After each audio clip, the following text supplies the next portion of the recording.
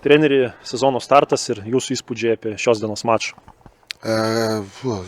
Ko ir laukime, tai labai sunkias turėjome rungtynės, ypač paskutiniais minutės, iš viso tikrai Šiauliai užkūrė gerą pirtelę čia mums, atšviežinę sudėtį, bet grįžtu prie jau nuvalkiotų frazių.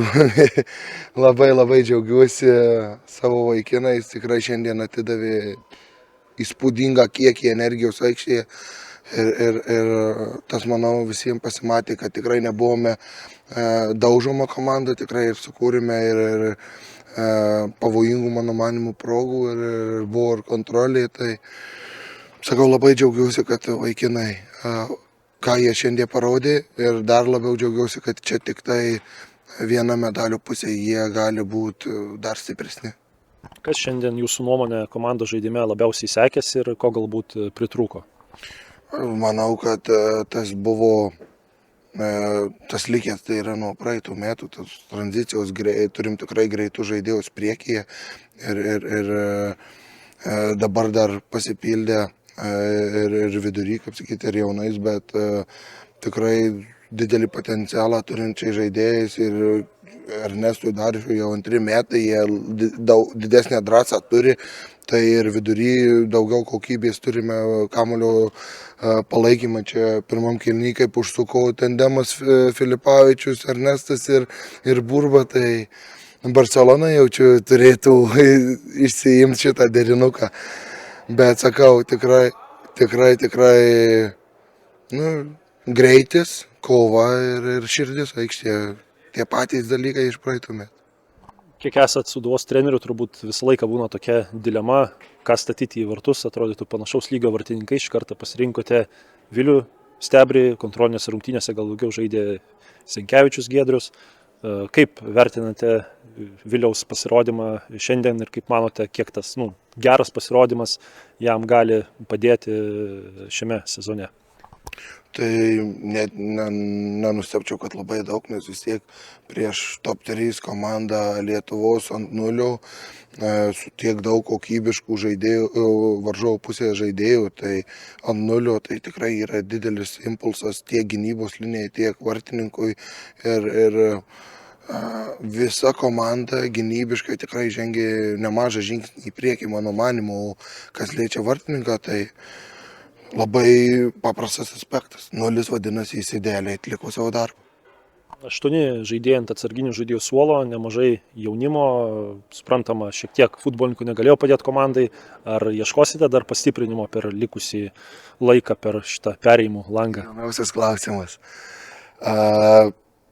Jei atsiras tinkamų mum, tikrai ieškosim, suradę, kaip sakyt, pasikviesim, o visus metus ieškosim. Kada atsiras, nežinau. Gal lapkričio kokią 10 tik atsiras jisai. Tai ta rinka visada yra atvira, o ar atsiras. Čia. Visi ieškom, jaučiu 10 klubų visi ir dar 1 lyga visi. Tai jau kada atsiras tikrai. Paskelbsim prižadu. Treneri, jūsų įspūdžiai apie šios dienos rungtynes? Sunkios, klampios rungtynės. Pritrūko aštrumo priekyje. Galbūt rezultatas 0-0, sakykim taip. Žinot, nepraleidom. Visą laiką po sužaistų rungtynių ieškai kažkokio tai pozityvo. Tai rezultatas 0-0, nepraleidom, bet kas liečia žaidimą atakoje, buvom, sakykim taip, galbūt šiek tiek skurdoki. Trūko energetikos, trūko, kas liečia mūsų sutarimus. Jeigu gaudavom perdavimą vienoje ar kitoje erdvėje ir išsitraukdavom žaidėjus, bet į tą sekančią zoną, į tą 3 vadinamą fazę, mes nekritinėdavom ir labai daug žaidimų atgal, žodžiu, sakykim taip, nebuvom tokie mes, kokių mes norėtumėm matyti Šiaulius. Aš manau, kad nemažai futbolo aistruolių kiek nustebo, bent jau pagal pavardės, pamatydami starto sudėtį, po to atlikote nemažai keitimų. Kaip jūsų nuomonė tie keitimai, ar pakeitė taip antro kėlinio eigą, kaip jūs norėjote?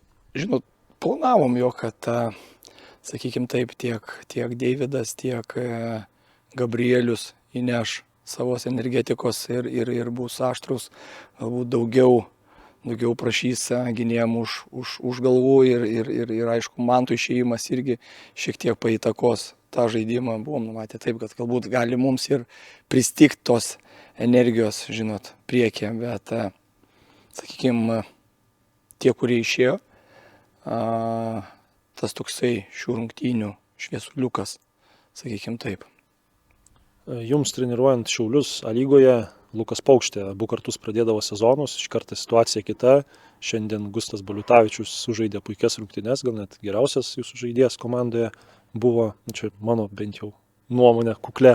Kaip įvertintumėte pats jo pasirodymą ir kaip manote, kiek jam duos šios rungtynės, žinant, kad vis tiek Lukas Paukštė irgi jam alsuoja į nugarą kaip rimtas konkurentas? Kas be ko, tai žinot, mes visi klube už sveiką konkurenciją ir man yra, sakykime taip, didžiulis galvos skausmas, nes yra du geri vartininkai ir visą laiką pradedi susimastai ir galvoti, kuris turi pradėti. Taip kad sakykime, Lukas prieš tai turėjo šiokią tokią traumą ir ją gydėsi, o Gustas puikiai dirba, daug įdeda pastangų ir šitoje vietoje man buvo šiek tiek šiandien lengviau apsispręsti tai, kas turėtų pradėti rungtynės.